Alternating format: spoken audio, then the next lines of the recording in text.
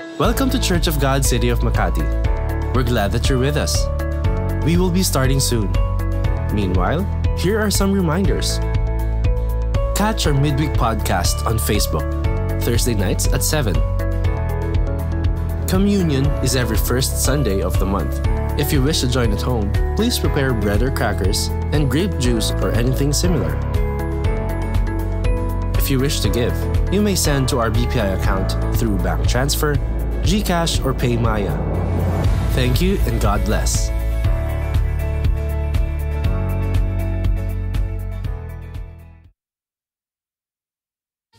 Magandang umaga po sa lahat at ganon din po magandang umaga sa mga kasama natin online. Tayo po ay magpapasimula na sa pagpupuri at pagsamba sa Panginoon. Amen! Pwede po bang alayan natin ng malakas at mataas na palakpak ang Panginoon? Hallelujah! Hallelujah! We worship you, Jesus! We acknowledge your presence in this place! Through you, I can do anything. I can do all things. 'Cause it's you who gives me strength. Nothing is impossible. Through you, blind eyes are open. Strongholds are broken. I am living by faith. Nothing is impossible. Hey! Whoa, oh, oh, oh. Whoa, oh, oh, oh.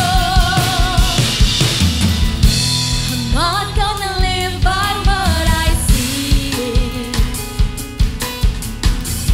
I'm not gonna live by what I feel.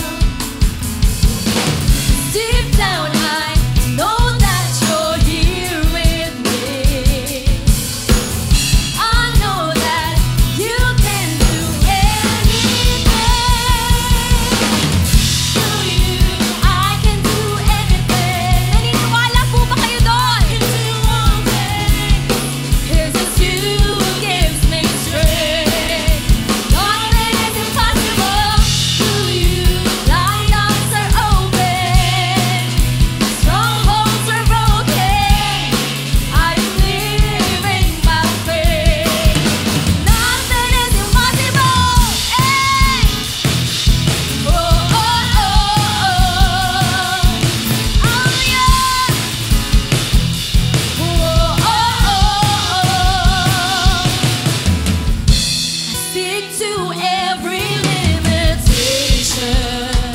Victory, victory is my declaration. Come on, let's declare the same power that raised you from the dead. It's in you, it's in us.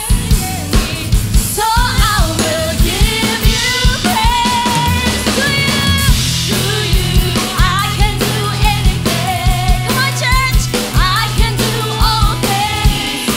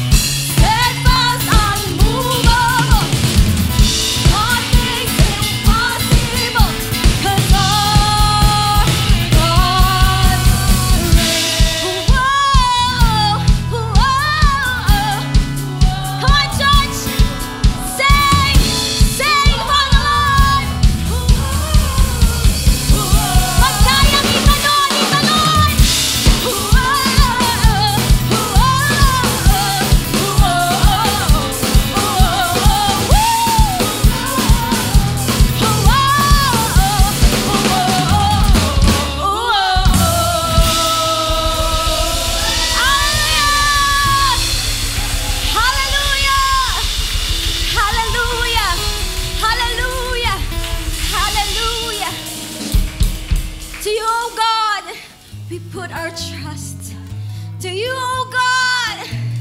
We put our worship, Panginoon, Ikaw ang aming ever-living God, all-powerful God. Nothing is impossible to you. Nothing is too hard for you, Panginoon. And Lord, we believe in you. We believe that nothing is impossible with you. And God, sabi mo sa iyong salita, everything is possible for one who believes. Kaya Panginoon, turuan mo ang aming mga puso na sa oras na ito, ibigay talaga namin ang pagtitiwala at paniniwala sa iyo, aming nag-iisang Diyos. Hallelujah. Hallelujah. Hallelujah.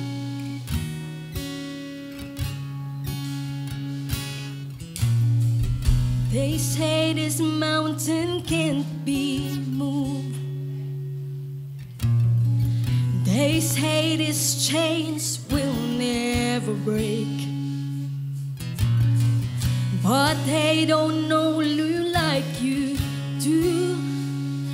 And there is power in your name. We've heard that there is no way through. We've heard the tide will never change. They haven't seen what you can do. There is power in your name. So much power in your name. Move the immovable, break the unbreakable. God, we believe.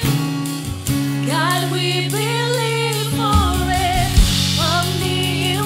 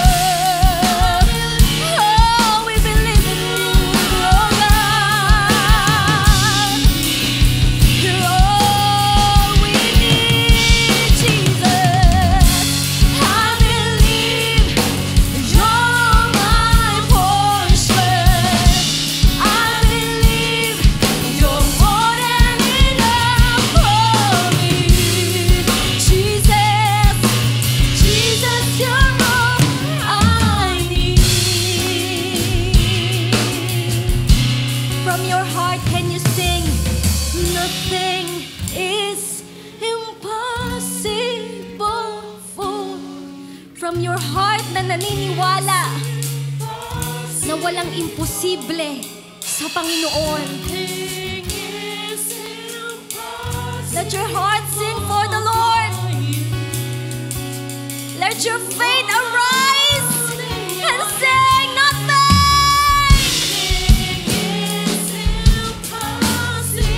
Nothing is impossible for you. Oh,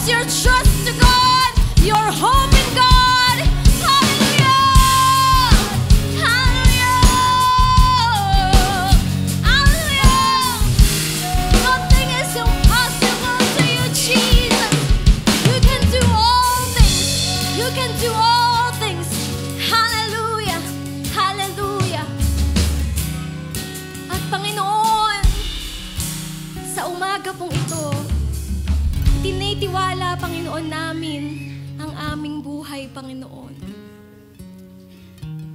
Lord, alam namin na sa oras na ito, Ikaw ay gumagalaw. Ikaw ay nangungusap, Panginoon. Ikaw ay nagpapagaling, Panginoon. Ikaw ay nagpapalaya, Panginoon. Ikaw, Panginoon, ay kumakatagpo, Panginoon, sa anumang kalagayan ng aming mga puso at buhay. Hallelujah, hallelujah, hallelujah, hallelujah. Panginoon, you are able to meet us, Panginoon, to meet our needs, Panginoon, to meet, Panginoon, anuman kami, Panginoon, tayo namin sa iyo, Panginoon.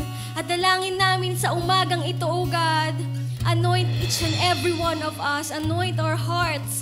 Anoint our ears, our minds, and our spirit, Panginoon. That we will receive your word, Panginoon. We will receive, we will catch, Panginoon, anuman nais mong baguhin sa amin. Ano man, Panginoon, ang gusto mong gawin namin, Panginoon. Lord, sa umagang ito, we put our hearts, our minds, our trust, our hope in you alone, our ever-living God, our true and one and only God, who is able to supply all our needs. Maraming pong salamat, Panginoon. At ibinabalik po namin sa iyo ang lahat ng parangal, papuri at pagsamba para sa iyo, tunay naming Diyos. Sa pangalan ni Jesus, ang lahat ay magsabi ng Amen! Hallelujah!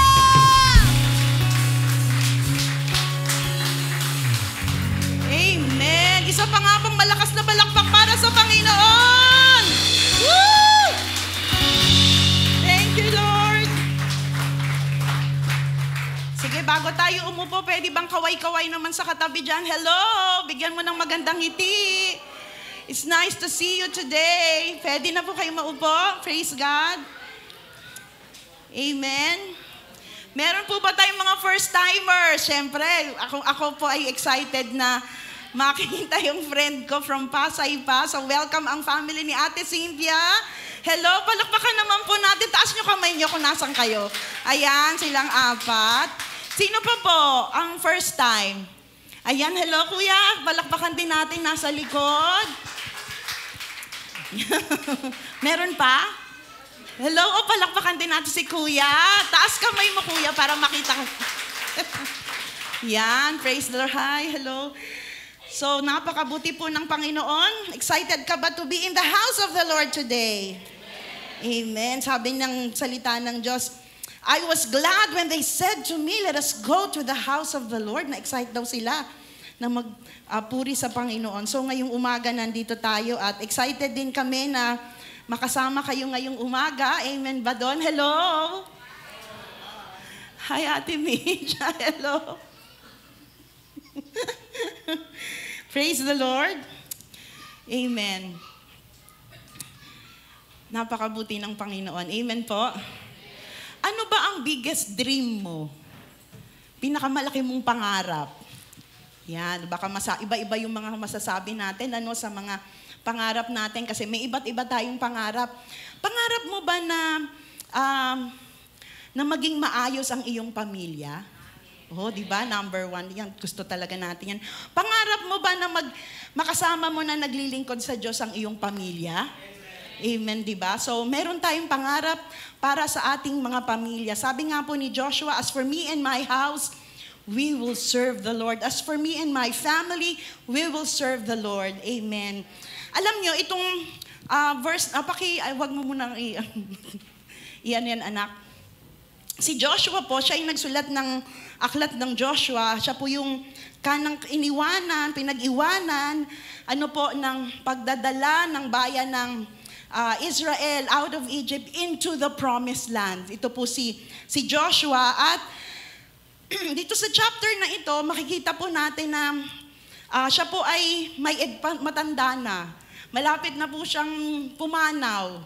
No? So ang ginawa niya, tinawag niya yung mga leaders, sabi ng salita ng Panginoon, tinawag niya yung mga leaders ng buong Israel at nagbigay siya ng one final message sa kanyang mga tao, knowing na konti na lang, siya ay pupunta na ng langit. Buti po siya alam niya, no? Tayo hindi natin alam kung kailan. Tama po ba?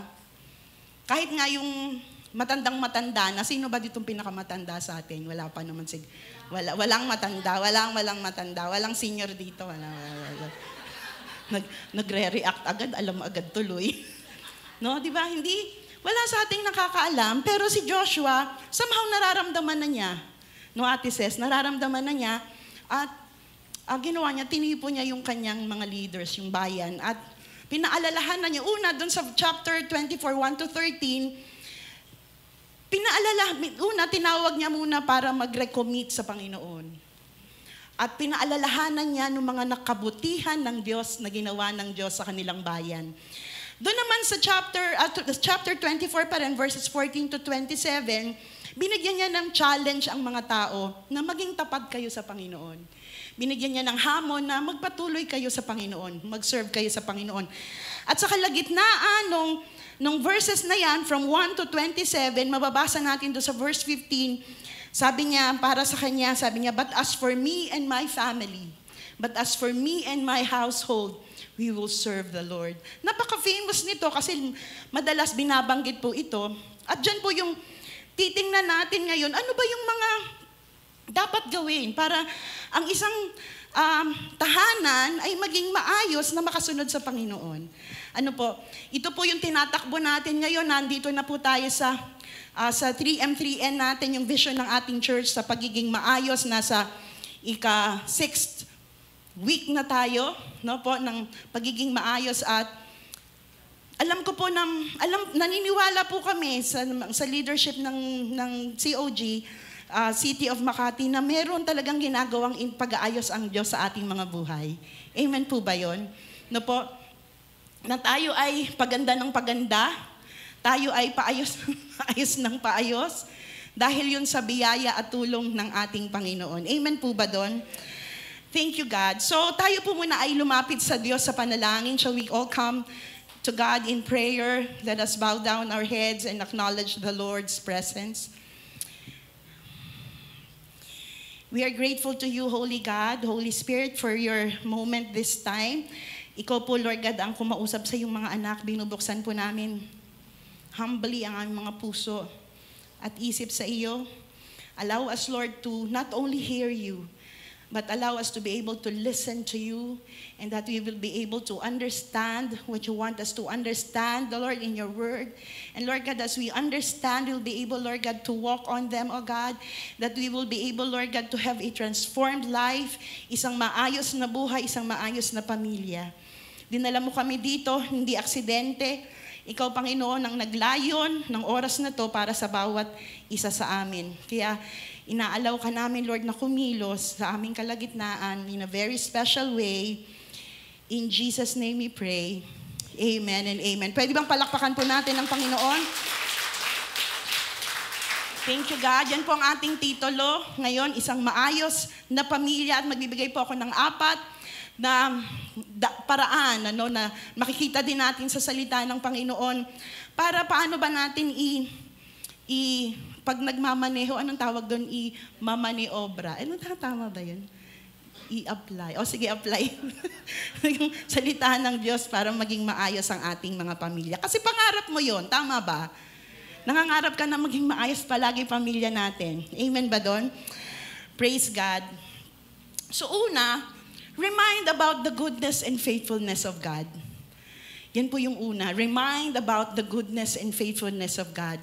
Kasi pwedeng makakalimutan. No? Sabi ng salita ng Diyos, sabi ni Joshua, sabi niya, kasi nirecount niya yung story kung paano nila kinonquer yung promised land, papunta sa promised land. Ano po. At ni-remind niya yung mga tao about the Lord, what the Lord had done for them. No? Ni-remind niya kung ano yung mga ginawa, yung kinulong ng Panginoon. Sabi niya, when you cross the Jordan River and came to Jericho, the Lord talking to Joshua, and Joshua telling this to the people, the men of Jericho fought against you as did the Amorites, ito ang daming ites, no? The Perizzites, the Canaanites, the Hittites, the Girgashites, the Hivites, and the Jebusites, but I gave you victory over them. Ang daming kumakalaban sa inyo, pero pinagkalooban ko kayo ng tagumpay over them. And I sent terror ahead of you to drive out the 2 kings of the Amorites. It was not your sword or bows, sabi ng Lord, that brought you victory. I gave you land you had not worked on, and I gave you towns you did not build, the towns where you are now living. I gave you the vineyards and the olive groves for food, though you did not plant them. Dito makikita po natin na ayaw ng Diyos, kaya pinapasabi niya kay Joshua na makalimutan nila ano ba yung mga ginawa ng Panginoon sa kanilang mga buhay. Sa inyo bang buhay may ginawa ang Diyos? Dapat pala hindi natin kakalimutan. No po? Kagaya ng ginagawa ni Joshua, nire-remind niya yung mga tao, ano ba yung ginawa ng Diyos? At paalala na, hey, everything that you have done, everything that you own is from God. galing sa Panginoon.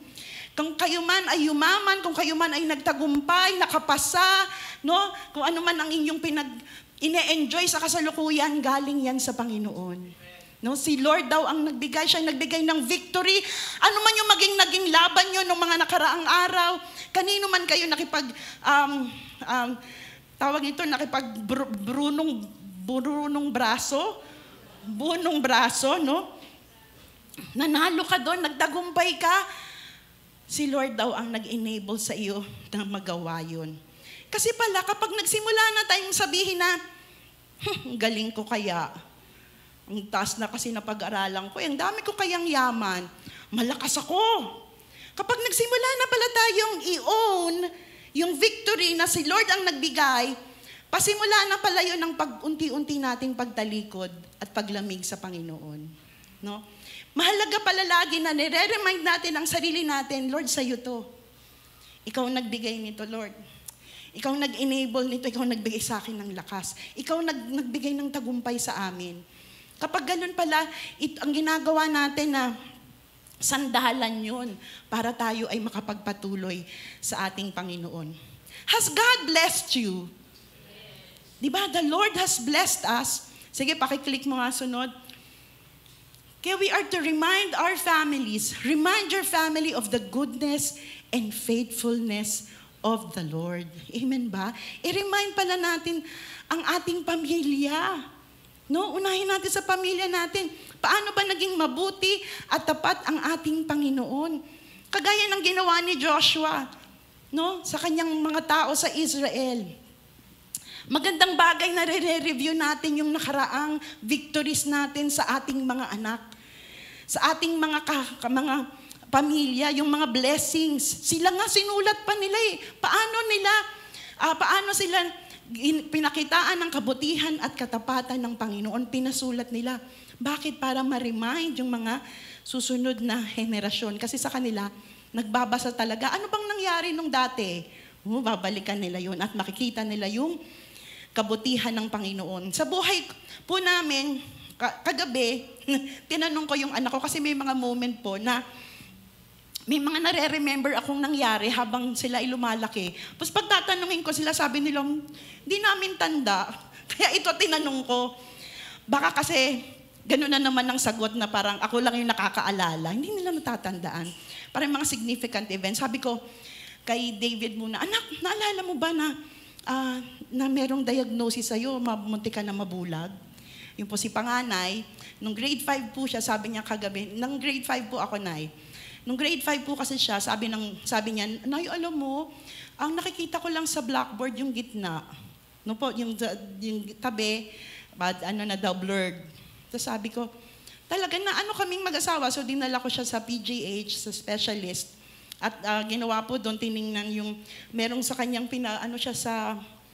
basta test, tapos parang TV dyan, tapos merong pipindutin. Parang may babariling ka na, ganun. Para malaman kung ano bang nangyayari sa mata.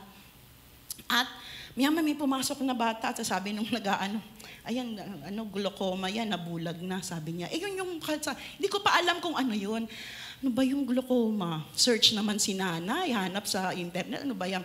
Tapos nalaman ko, parang alam mo, pag nalaman mo yung magiging ng anak mo, parang, tapos tagang iyak kami, mag-asawa, panalangin para sa anak namin. Purihin ang Diyos. Ayan po si David, yung nag-drums kanina, hindi po siya bulag. Amen, di ba? Kasi may Diyos na kayang magpagaling. Maging sa akin, yung skin asthma, ano po tawag doon? Nagnanaknak? No? Nagnanaknak yung dito ko. Pag nasa bahay lang po ako sa may tramo, may balot akong yung scarf kasi nakakahiya. Tapos sinusunog ko lagi ng mainit na kutsara. Kasi Makati. Pinagalitan ako ng doktor, ikaw inadaan mo yung sarili mo sa unnecessary pain, ganyan. Pero alam niyo, ang hirap nung may skin asthma. And then one time, the Lord healed me instantly. While facing the TV, sabi ni Benny Hinn, sabi niya, merong nakaharap sa television na babae, meron siyang skin asthma, the Lord is healing you. Replay na yun. Sabi ko, Lord, ako yun na. Ako yung nakaharap. Tapos ako yung may skin asthma. I'm receiving that. Gabi po yun. Kinabukasan, instant pagkatanggal ko ng scarf ko, di ba, loving, no? Parang baby skin yung dito ko po. Wala kayong makikitang petlat. Patunay na may Diyos na nagpapagaling. Si Daniel, si Bunso, naranasan niya na laging masakit ang tiyan, di po ba? Lagi namin dinadala sa ospital. Hindi nga maniwala na nasa children, ano siya, yung anong age, anong tawag po doon, yung sa sa ward ng mga pangbata, opo, pediatrics, kasi ang laking bata eh. Sabi niya, talaga po bang pedya to? Kasi malaki po siya. May problema siya doon, kailangang operahan or whatever, si Lord din yung nagpagaling. Di po ba? Ang galing ng Lord, ano? So, tinanong ko sila, kung alam ba nila yon? Kasi baka kami lang mag-asawa alam daw nila yon. At nakakatuwa lang na babalik-balikan mo yung katapatan ng Diyos, amen? Yung goodness ng Panginoon. Kanina nga sinabi ko to si Karen. Si Karen po yung matangkad ditong babae na nagtamakanta. Dati po yan, dahil sa kabutihan ng Diyos, kaya pa siya buhay. Kasi hindi 50-50 70-30 na lang siya dahil sa dengue ba yun, anak? Pero binuhay pa rin siya ng Panginoon. Amen? Kasi may family siya na nandun, umiiyakan siya, hindi siya tinitigilan na pakantahan ng mga papuri sa Panginoon at nananalig. Lord, we believe! You're our healer! Kaya ayan, tingnan niyo po, ang laki na. Nagkumaway siya. No? Si Lord ay meron siyang magagandang bagay, kabutihan, katapatan na ginawa sa buhay natin na kailangan pala nating i-remind ang bawat isa, lalo na sa loob ng tahanan natin. Para kung sino man yung, minsan nagda-doubt tayo sa totoo lang, di ba? Anak, dati nga ganito Kaya din yan ng Panginoon ngayon. Bakit? Kasi hindi nagpapabaya ang Lord. He is the same yesterday, today, and forever. Amen po ba doon? Pwede ba palakpakan natin ang Panginoon?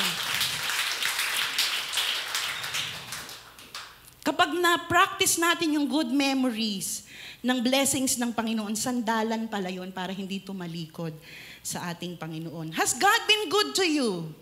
Amen, ano? So ano daw gagawin natin? Pass it along.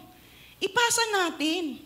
No po? Pass it along succeeding generations so that succeeding generations can tell the story after you are gone to heaven. Wow. Ganun pala yung natin, ang magiging layunin natin, hindi lang para ikwento, kundi para pag kahit wala ka na, meron pa rin silang pangahawakan na, ay, totoo yung Diyos namin. Buhay siya, sumasagot siya sa ating mga panalangin. Alam niyo, habang inaaral ko po ito, ay, bakit ba mahalaga kasi na inire-remind? Binasa ko po yung Joshua 22, 23, 24, tapos dumating ako sa Judges 1 and 2, para mas maunawaan ko ano ba yung tinatakbo nila. Tapos nakita ko, nalungkot ako pagpasok ng chapter 2. Kasi sabi dyan, after the generation died, ano po yun? Yung henerasyon namatay na si Joshua at yung mga kaidaran niya. Sino po ba ditong kaidaran ko? Ako 54. Yung mga kanina nag-aanohan kami nung aking ka-youth noong nasa Pasay pa ako. No? Yung mga kaidaran daw ni Joshua nagnamatay na. Nawala na. Another generation grew up who did not acknowledge the Lord. Hindi daw nila kinilala ang Panginoon. Or remember the mighty things He had done for Israel. Hindi nila alam yun. Nakakalungkot, di ba? Kasi basahin mo sa una, wow, ang galing ng mga ginawa ng Panginoon sa kanila. Pero papansinin nyo din, within those verses, sinasabi din ng Panginoon na talagang i-remind kasi posibleng makalimutan. At yun nga yung nangyari. After that generation died, another generation grew up who did not know the Lord, who did not acknowledge the Lord, or remember the mighty things He had done. The Israelites, what happened because of that? They did evil in the Lord's sight and served the images of Baal. They abandoned the Lord, the God of their ancestors who had brought them out of Egypt. They went after other gods, worshiping the gods of the people around them, which the Lord told them not to do. No? And they angered the Lord. They abandoned the Lord to serve Baal and the images of Ashtoreth. This made the Lord burn with anger against Israel, so he handed them over to the raiders who stole their possessions. He turned them over to their enemies all around, and they were no longer able to resist. Hindi na nila makaya. Nagsugpong na sila. Every time Israel went out to battle, the Lord, instead of fighting for them or with them, the Lord would fight against them, causing them to be defeated just as he had warned. And the people were in great distress. Hindi na paalalahanan yung sumunod na henerasyon. Kinalimutan yung kabutihan at kagandahang loob ng Panginoon. Hindi na kinilala sino ba ang Diyos. Kinalimutan. Kaya yung buhay nila naging magulo. Ano po? Naging magulo. They did evil in the sight of God. Ginalit nila ang Panginoon. Kinalaban sila ng Diyos. Kaya punong-puno sila ng stress. Na-distress sila dahil sa pagkalimot nila sa Panginoon. Kaya mga tatay at mga nanay, kung gusto natin na maging maayos ang ating pamilya, i-practice natin na balik-balikan ang kabutihan at katapatan ng Diyos sa ating buhay. Amen po ba doon? Balik-balikan natin. Remember how God has shown His goodness over your family. Let the younger ones know and remember. Amen? Hayaan nyo silang, payagan nyo silang malaman, even at their young age, paano naging mabuti ang Diyos sa inyong mga buhay. Amen? Huwag nating hayaan na ang alam lang nila ay yung mga pangit na bagay.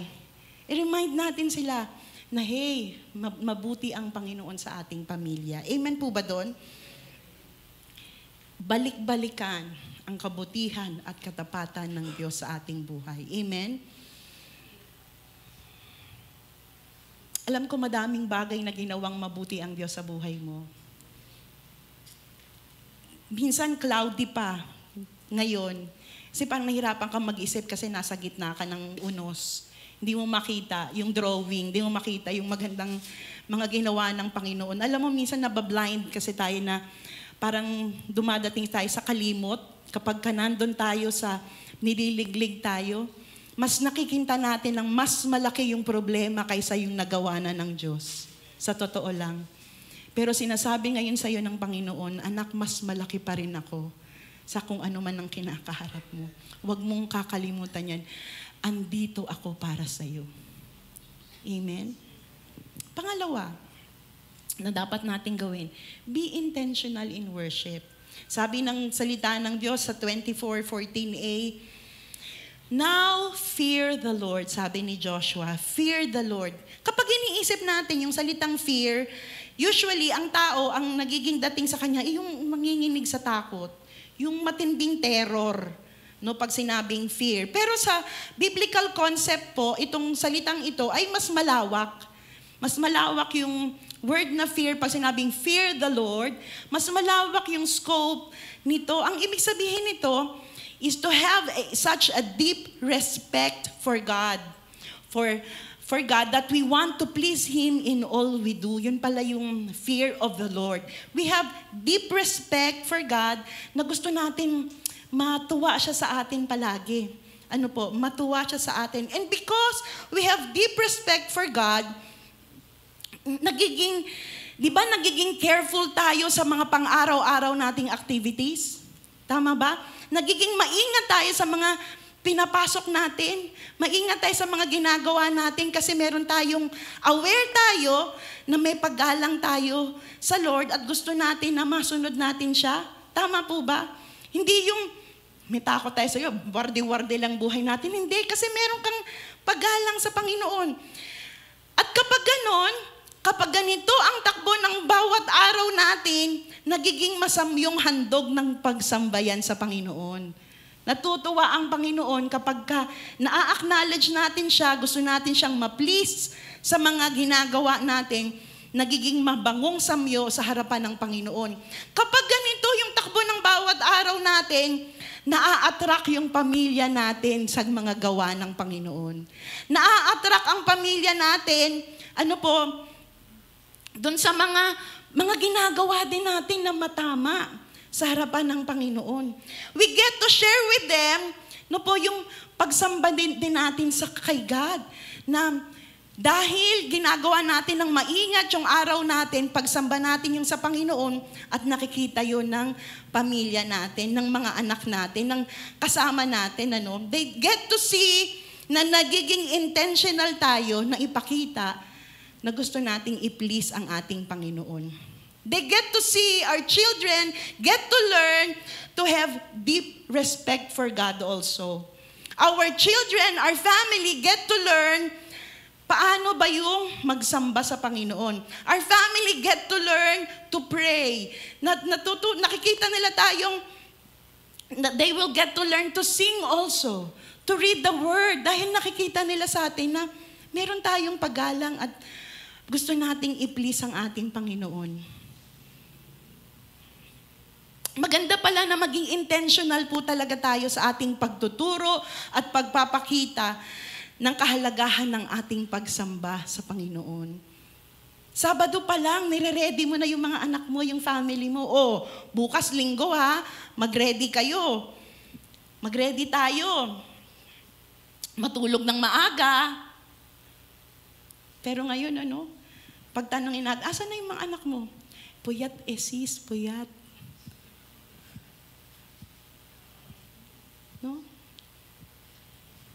Kakaganon. Mapansin nyo ba, may mga muscle na yung mga ganyan nyo? Tingnan nyo lang. Diba? Sa totoo lang, titigan mo. Kalyo na, may muscle pa. Diba? Palakihan tayo mamaya. Di po ba? Bakit hindi makatulog ng maaga? Nasanay na gabi na matulog. Yun ang problema sa ngayon, Binago yung sistema ng tulog natin dahil dyan sa mga trabaho na pang shifting. Po? Pero tayo palang mga magulang, yung magtuturo sa kanila na mahalaga yun, na mag-ready, matulog ng maaga.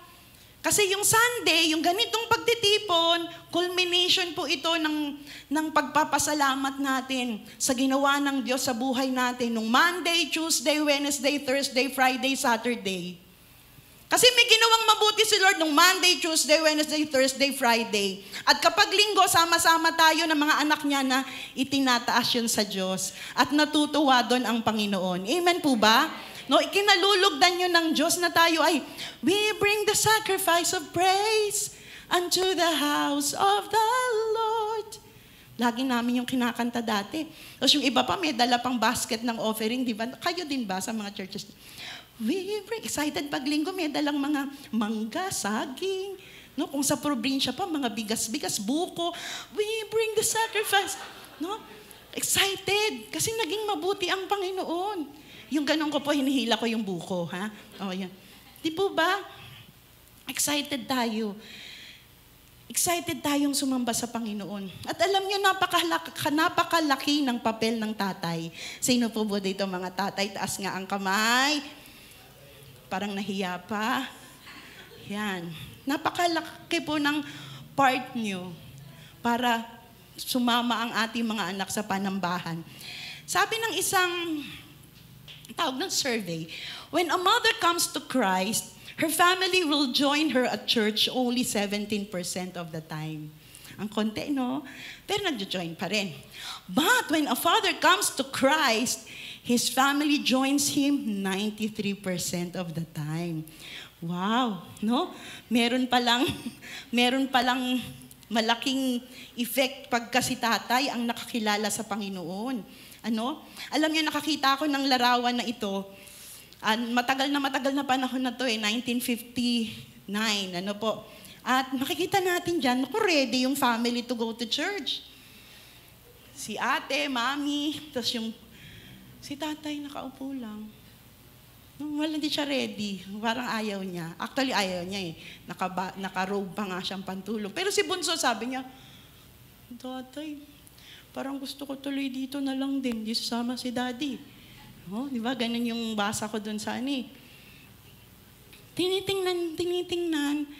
ng mga anak, lalo na ni Bunso, no? Ang kanyang daddy. Mga magulang, our actions speak louder than words. No po? Hindi man tayo magsasalita, nakikita tayo ng mga anak natin, nababasa nila. Kung gusto natin ang maging maayos ang ating pamilya, maging intentional tayo sa pagtuturo ng tamang pagsamba, pangunahan nyo mga tatay. Amen ba? Pangunahan, sabihin mo nga kung ikaw ay may katabing tatay, sabihin mo, pangunahan nyo.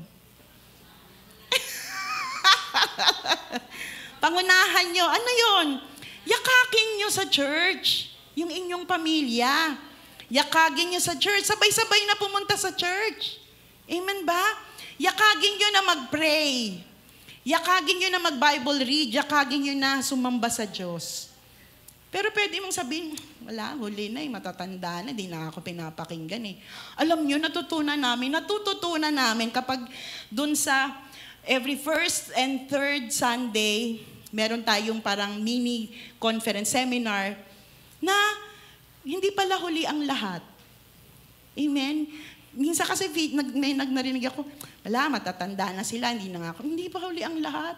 Pwede pala nating maging intentional pa rin tayo na mag-model, na maging open communication, ng magbigay ng time dun sa inaaral namin na motivate. So, meron tayong mahalagang papel, lalo na ang mga katatayan. Napakahalaga ng papel natin. Hindi pala ako lalaki, sa pagdadala ng yung mga anak sa Panginoon. Intentional worship. Pangatlo, obey. Ibang simpleng salita lang. Pakiclick po. Obey. Obey. Sabi ng salita ng Diyos sa verse 14b, "Now fear the Lord and serve Him with all faithfulness. Throw away the gods your ancestors worshipped beyond the Euphrates River and in Egypt. Serve the Lord." Yung word po na serve dyan, ginamit po yan sa iba't ibang kaparaanan, 6 times sa 2 verses. At makikita talaga natin yung puso ni Joshua patungkol dito, na gusto niya na mapiliin ng mga tao na maglingkod sa Panginoon.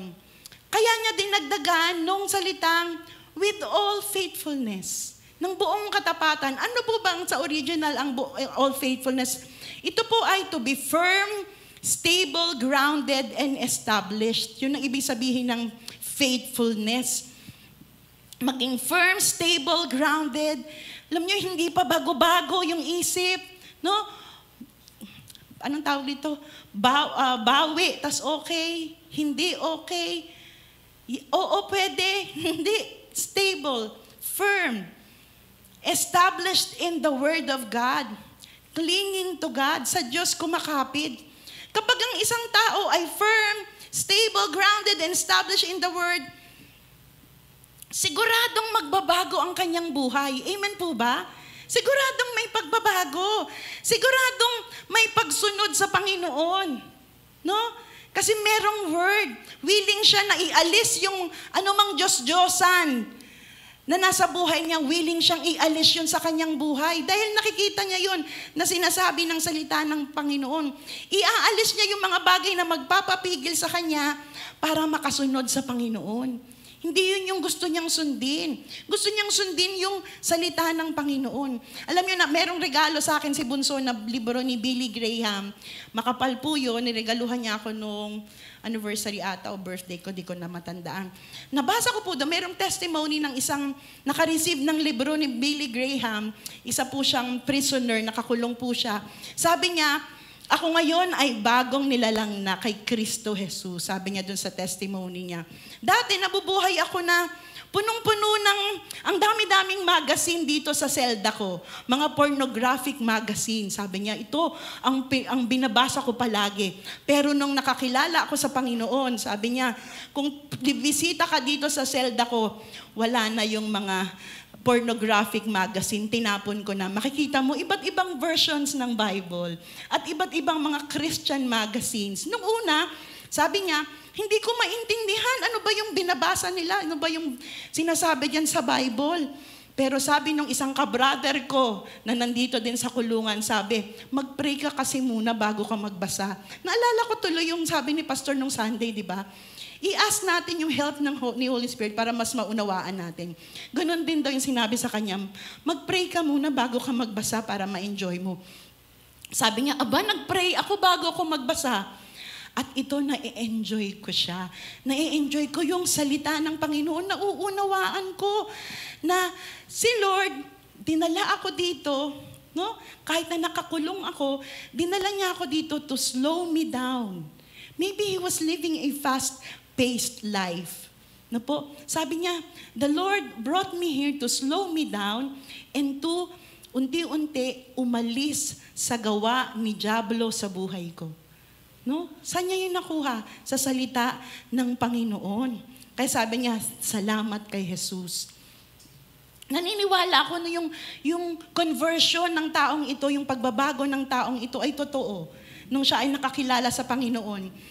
Bakit? Kasi pinili niyang talikuran yung mga bagay na basura para sa buhay ng isang tao, sa totoo lang. Na pinili niyang itapon iyon, ialis. At pinalitan niya ng salita ng Panginoon at mga mabubuting babasahin para sa Panginoon. Senyales yun, sign yun ng genuine work ni Lord sa buhay niya. Amen? At isa rin itong sign na siya ay student of obedience, na siya ay natututong sumunod sa Panginoon. Unti-unti, sumusunod sa Panginoon. Tayo po, last Sunday, yung word sa atin is about, sino nakakatanda? Maayos na pag-aaral ng salita ng Diyos. Maayos. Maayos na pag-aaral ng salita ng Diyos. Parang nakalimutan nyo na agad. Kumusta po kayo? Ano ang inyong ginawa? Have you read a chapter or two and really meditated on the Word of God? No, kagaya ng tinuro sa atin, alam nyo, na-appreciate ko po talaga at gusto kong i-honor si Hannah Beatriz, nanonood dyan ngayon eh. Hannah Beatriz Torres. Anak po siya ni Brother Arnel Torres. At sa kasalukuyan, isa po siya sa volunteer na worker natin, pinakabata. On August 17, magto-12 pa lang pala siya. Oh, kalain niyo yun. Alam niyo, nag-join siya talaga, nag-CLDP siya, tapos tumutulong po siya sa media. No? Nung linggo kasi nag-meeting kami. At sabi ni Pastor, sino ang magko-commit na magbabasa ng DSR? Alam niyo yung DSR? Meron tayo niyan sa Facebook page natin, pinopost yun. Daily scripture reading, babasahin natin yung salita ng Panginoon, meron tayo niyan. At lahat kami na umattend ng meeting. Anong sabi natin? Yes, Pastor. Nagko-commit kami. Kasi anong gagawin? Magbabasa. At para malaman nagbabasa, maglalagay ka lang ng verse o kaya kahit konting insight doon sa nabasa mo. Hindi yun pagalingan. Wala kaming pagalingan doon. Kung ano yung naranasan mo doon sa binasa mo, pwede mo siyang i-post doon. Nakakatuwa kasi she is one of the few. She is one of the few na nag-comply consistently out of doon sa mga ka-meeting namin. She is one of the few who complied. Ano yung ipinapakita niya ng batang ito? Wala siya ngayon kasi alam niyo po nasaan sila nakatira? Saan nga ba? San Mateo? Sa malayo po. Malayo siya nakatira. Pero every first and third nandito po sila. Maaga sila umaalis para maka-attend ng church. Ganon sila ka-consistent. Anong ipinapakita niya? Na she is becoming an obedient worker at a young age. Ano po? Bakit? She is complying doon sa panawagan ng pastor na magtulungan tayo. Magtulungan tayo na maabot yung pagpursue natin ng pinapagawa ng Panginoon. Yung mga insights niya, awesome and cute. No po? Awesome and cute. Ayaw doon sa level ng pagkakaunawa niya sa salita ng Panginoon, pero naglalagay pa rin siya. Pasimula iyon. Amen. Pasimula iyon ng pagkakakilala niya lalo sa Panginoon. Pasimula iyon ng magkakaroon siya ng firmness, magiging stable, grounded, and established siya sa salita ng Panginoon. Pasimula iyon ng kanyang obedience kay Jesus.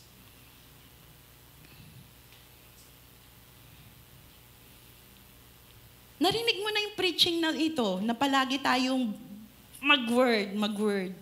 At alam niyo ba, napansin ko, hindi lang pala pang Church of God City of Makati itong panawagan na ito. Maraming churches ngayon, sa panahon na ito binibigyan nila ng emphasis ang word ni God. Bakit? Kasi alam na natin na malapit na ang Panginoon. May magiging moment sa buhay natin na hindi na to posible. Hanggat wala tayong naitatago sa puso natin na salita ng Panginoon, hindi mahihirapan tayo sa takbuhin ng buhay na ito nang wala ang Word at wala ang Panginoon. Amen ba doon? So, kung nais natin maging maayos ang ating pamilya, ipamuhay natin ng tama ang tamang pagsunod. Ngayon, hindi po ito para kay tatay at nanay lang. Kinakausap ko rin kayong mga kabataan, no? Na nire-require tayo ng Panginoon. Ano man ang edad mo, nire-require ng Panginoon na sumunod tayo sa Kanya. Magsisimula yon sa salita ng Panginoon.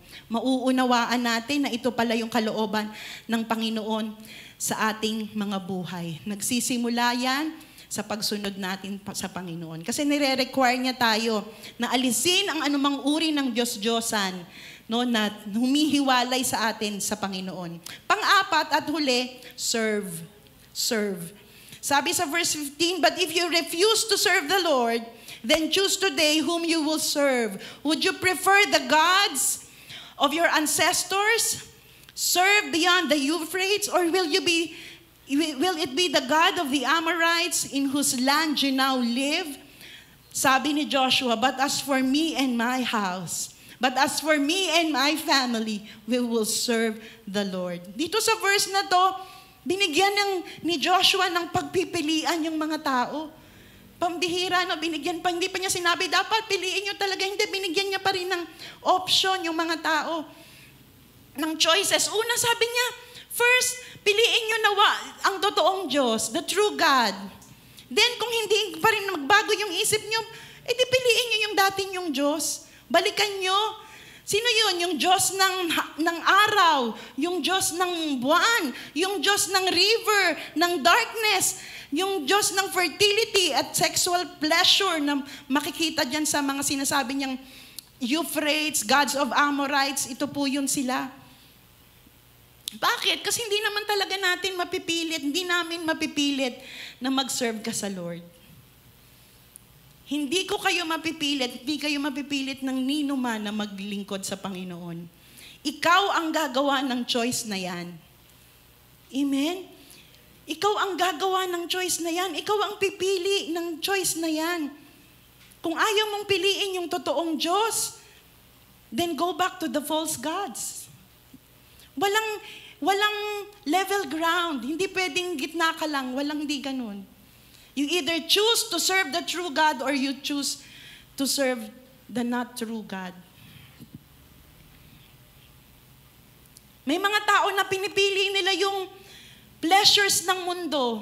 Mas pinipili nila yung yaman na nakakuha sa mundo, yung Diyos ng yaman, yung Diyos ng kabisihan, kaysa sa Diyos na nagbigay ng lahat ng pinagpapagalan nila. Kaya ang kanilang mga isip mata ay bulag, hindi nila makita yung halaga na yon at yung puso ay contaminated na sa kung ano-anong Diyos yung inahinayaan sa kanilang mga buhay. Sabi ni Joshua, but as for me and my house, we will serve the Lord. We are to serve the Lord.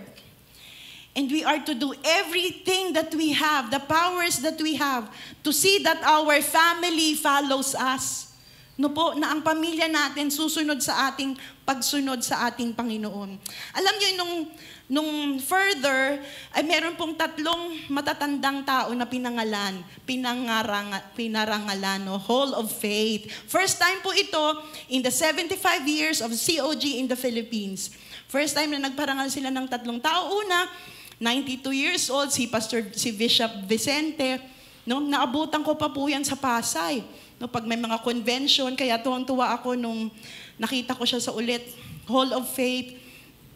68 years na nag-serve sa Panginoon, andyan pa rin.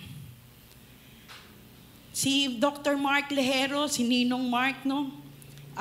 80-something years na po ito. Mga tapat na nag-serve sa Panginoon. Mula nung sila ay nakakilala hanggang sa puti na ang buhok namin. Ayan. Next po. Ito ay missionary siya. At mahal na mahal niya ang Pilipinas. Sabi nga nung anak niya na first time nakapunta ng Pilipinas, nung siya po ay inawardan, sabi niya, noong bata pa si daddy na palagi siyang nandito, sabi niya daw, pag namatay ako, doon niyo ako ilibing. Hindi naman sila pumayag. May mga anak ka dito, bakit ganyan? Hindi daw sila pumayag.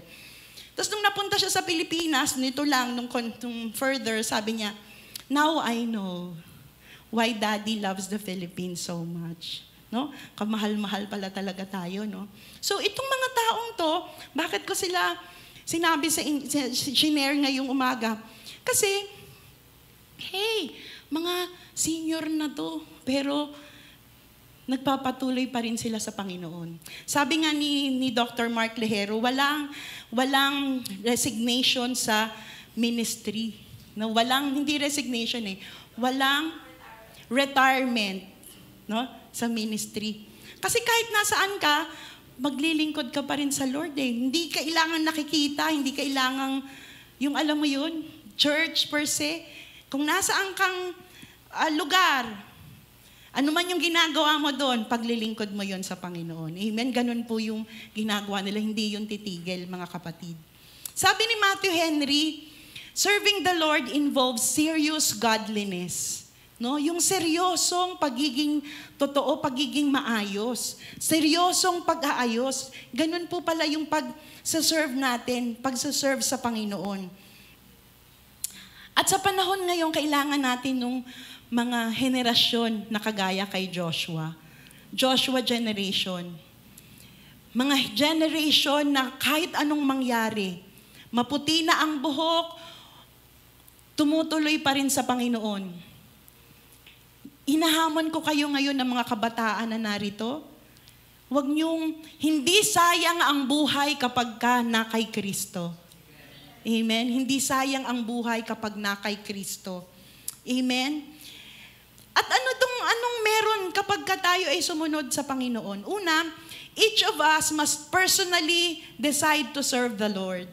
Personal yun, hindi ko pwedeng ipilit kay Jelan. Jelan, sige na. Personal mo yung desisyon. Ikaw yung magsasabi sa Lord, yes God, gusto kong sumunod sa iyo. Gusto kong maglingkod sa iyo. Hindi ako pwede ang pipili para sa iyo o ikaw pipili para sa akin. Kailangan natin sa panahon ngayon, yung henerasyon na will take the choice themselves. Nasasabihin nila, susunod ako sa iyo, Panginoon. Pangalawa, parents have a special obligation to set the right example in this area. Napakalaki ng papel mo, tatay, nanay, para sumunod ang ating mga anak sa Panginoon. No? Hindi po pwede yung, napansin ko lang ngayon, parang mas takot pa tayo ngayon sa mga anak natin. No? Pag sinabi nilang, ayoko, ayaw daw, di wag pili. Panahon namin dati, hindi pwede. Yan, pandidilatan ako ng nanay ko. Tapos, alam niyo yung kuko niya, parang feeling ko lalong humahaba. Kasi pag gumanon siya, dadaling ka sa sulok. Yes, mama, susunod na ako. May discipline. Merong pa lang, mata pa lang. Tama? Mata pa lang, alam mo na. Sit-sit pa lang, alam mo na. Bakit di nyo gawin ngayon? Ba't mas matapang pa mga anak nyo kaysa sa inyo? Kaya walang discipline. Ba, naging authoritative doon. Tama yun. Di po ba? Mas matapang pa yung mga anak natin ngayon kaysa atin. Hindi po pwede. Hindi pwede yung sinasabi na nag-away kami ng anak. Paano nag-away? Hindi pwedeng mag-away ang nanay at tatay. Ikaw magagalit ka sa anak mo. Sinasaway mo siya eh. Hindi away ang tawag doon. Maling term. Dinidisiplina mo yung anak mo. At sumasagot siya sa'yo. Pwede namang mag-usap. Alam niyo po yung mga anak ko, sige, mag-talkback ka. Yung talkback na maayos na talkback, sabihin nila yung ano nila. Pero nung dati po, na-realize ko na hindi ako makasabay, nagagalit ako. No, bakit sasabihin ng kapatid ko, sabi mo mag-talkback sa'yo ng maayos, ikaw naman di maayos. O, sabi ko, o nga, no. Pero praise God, binago po ng Lord yung puso ko na, tama ba mga anak? Oo daw, oo daw. Mahalaga po yun, na meron tayo yung mag-set ng example para sa mga anak natin. Pangatlo, fathers have the highest obligation. Kayong mga tatay. Kasi tinitingnan kayo ng inyong mga anak. Paano ba kayo? Paano kayo sa inyong mga tahanan? At gusto kong i-add to kasi madami tayong lola dito at lolo. Napakalaki rin ng papel nyo para sa inyong mga apo. Hindi lang pwede yung, ang cute-cute. Sige, gawin mo kung anong gusto mo, apo. No, hindi pala ganun eh. Dahil ikaw ay lola, napakalaki mo din, o lolo, napakalaki din ng influence mo sa tatakbuhing maayos ng buhay ng iyong apo. No?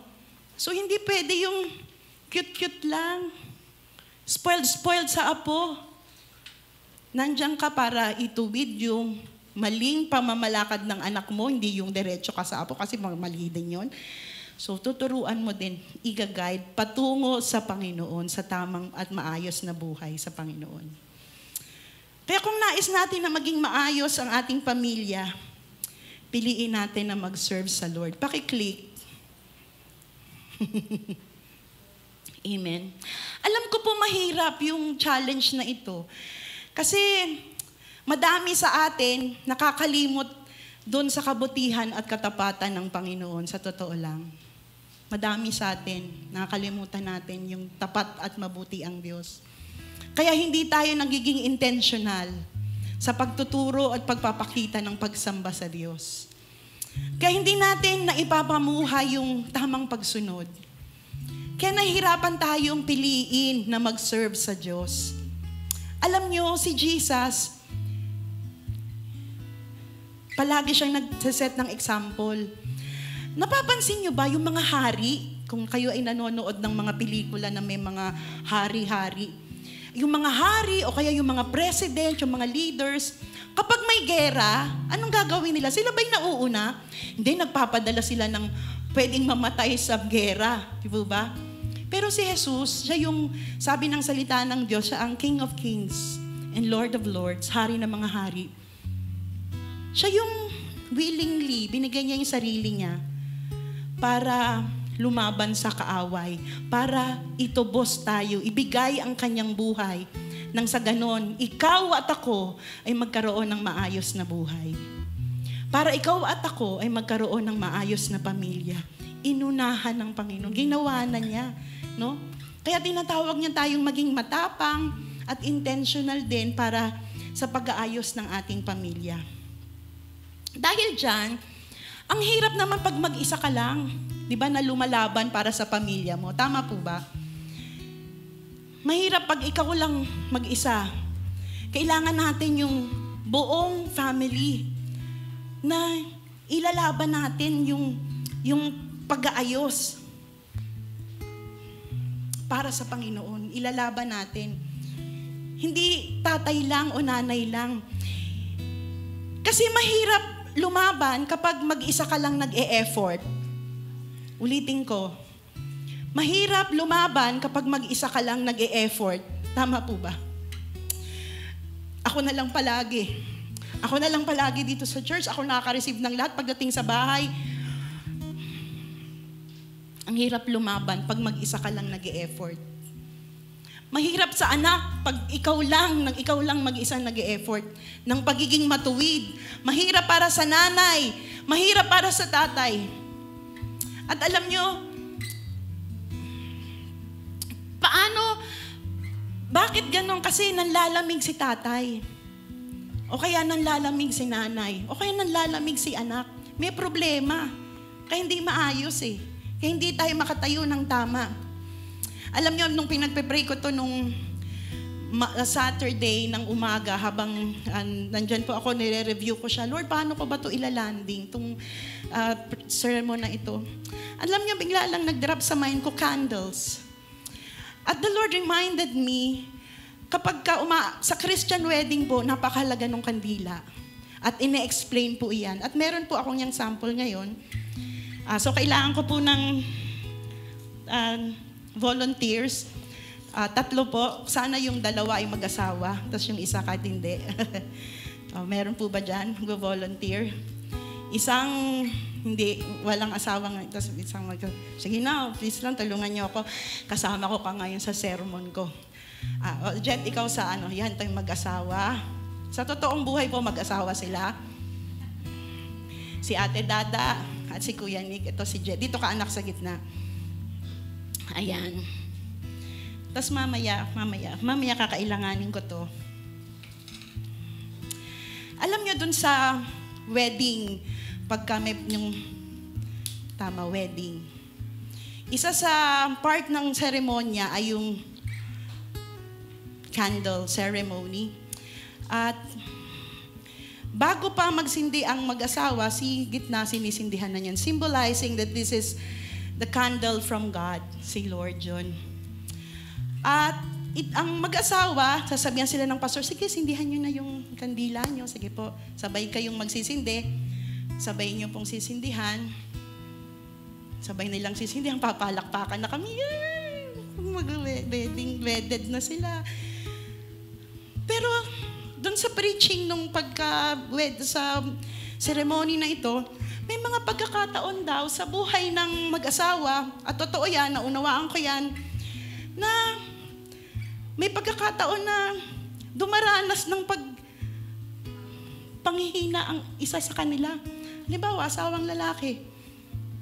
At ang preaching doon, ang sermon na ibibigay ng pastor, kapag ganyan, huwag mong hahayaan na namatay. Ang gagawin pala ni Mrs. ay sisindihan niya. Kasi isa na sila hindi po ba? Sisindihan niya. Hindi niya pababayaan na bahala ka dyan. Ako na lang nag-e-effort dito, bahala ka dyan. Hindi pala ganun ang mag-asawa, hindi nag-iiwanan.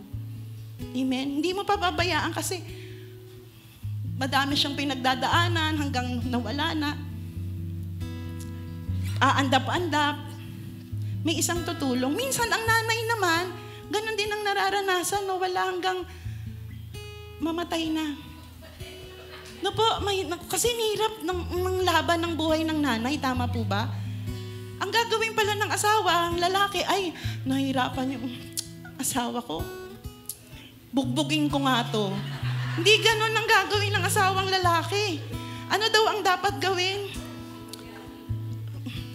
Love, tutulungan kita dyan. Love, pag-aapuyin ulit kita sa Panginoon.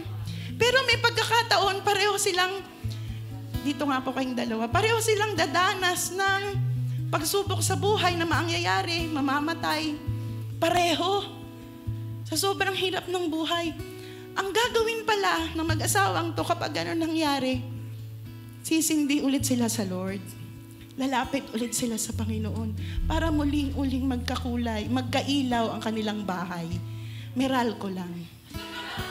No, parang magkaroon ng ilaw ang kanilang bahay. At minsan,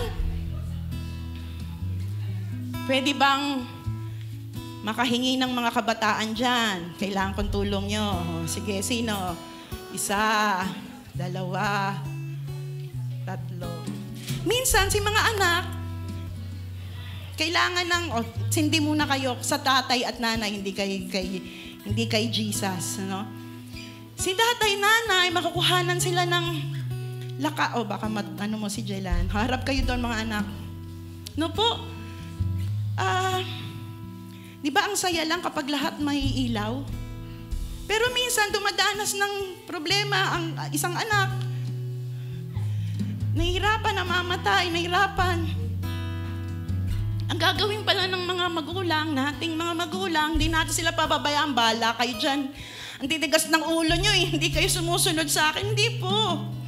Tayo pala, sisindihan natin yung ilaw nila na namatay na. Ganun pala yung gagawin natin. Hindi natin pababayaan yung family natin. Kasi gusto nating maayos sila. Maayos tayo sa harapan ng Panginoon. Amen po ba? Salamat po. Maaring kayo, nakakaranas kayo ngayon ng, sabi ko nga kanina, ako lang nag-e-effort eh. Ayaw ako samahan. Yung anak lang yung nag-e-effort para sa pamilya niya, para maging maayos. Mahirap talaga po yun. Kaya kailangan talaga natin ng Panginoon. Palagi ang Panginoon. Palaging balik sa Panginoon. Para maging maayos yung pamilya natin. May problema tayo sa pamilya, sa Panginoon. Lalapit tayo sa Panginoon.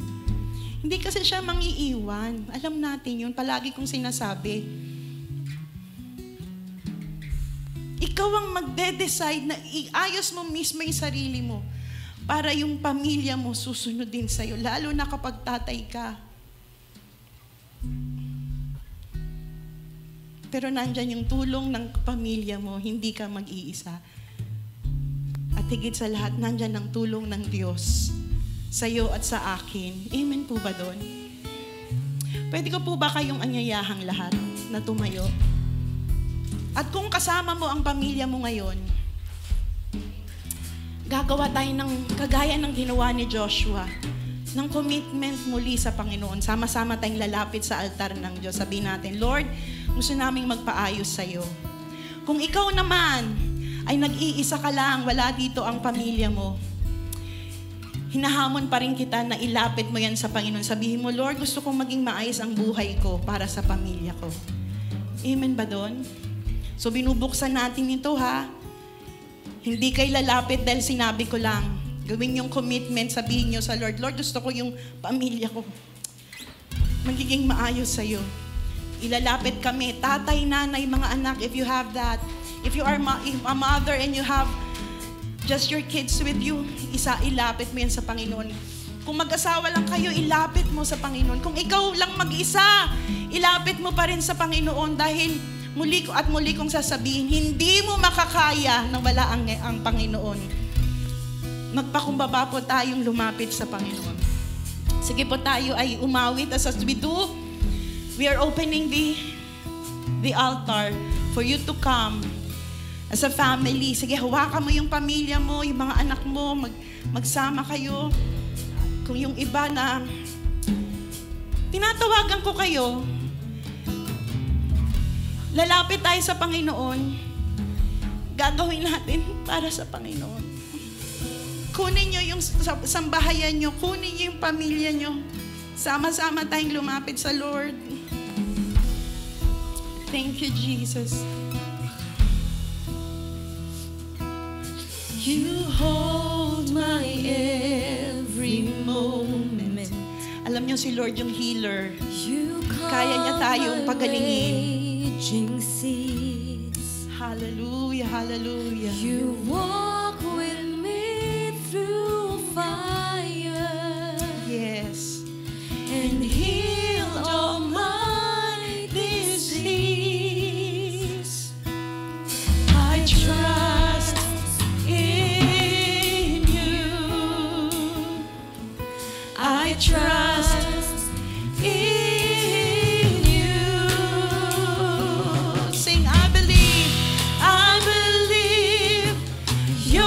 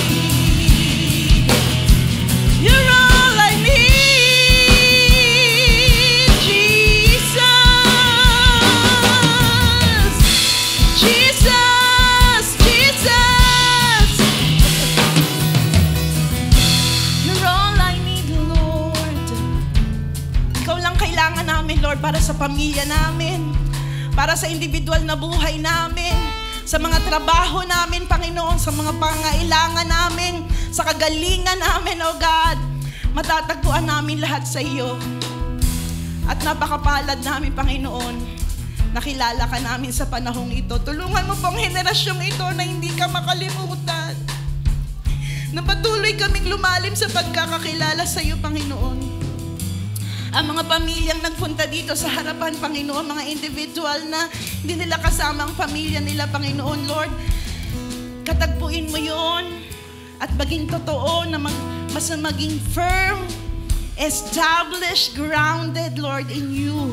Ang mga taong ito, mga anak mo na narito ngayon, ipangarap talaga namin na kami sama-sama, solido as a family, Panginoon, na magsaserve sa iyo.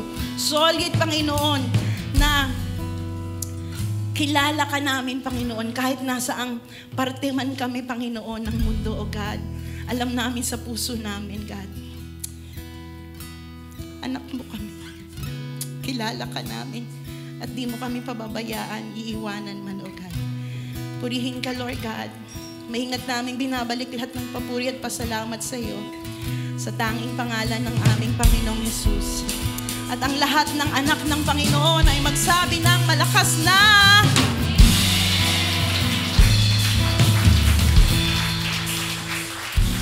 Thank you, Lord. Thank you, God. Sige po, kung kayo po ay naka-ready na para sa ating offering. Sige po, tayo na po tayong lahat. Thank you, Lord. Taas po natin ang ating mga sobre sa Panginoon. Lord, because you have been good. You have been so good. You have been so good to us, Lord. We want to say thank you through this offering, God. Hindi ito kabayaran, Lord, kundi, Lord, pagpapasalamat sa sa iyong katapatan sa amin. Thank you, God. Kasi, Lord, pag ginawa namin to, Lord, grabe ka kasi binabalik mo sa amin ng higit pa. Siksik, liglig at umaapaw. Salamat, Lord. Pinupuri ka namin in Jesus' name. Amen. Itaas po natin ang ating mga kamay para sa benediction. Hallelujah. Pwede ba ilabas natin? Ayan. May the God of endurance and encouragement grant each of you to live in such harmony with one another, in accord with Christ Jesus, that together you may with one voice glorify the God and Father of our Lord Jesus Christ. And everybody say, Amen and Amen. Yay! God bless you! Ingat po kayo. Keep safe. Shalom!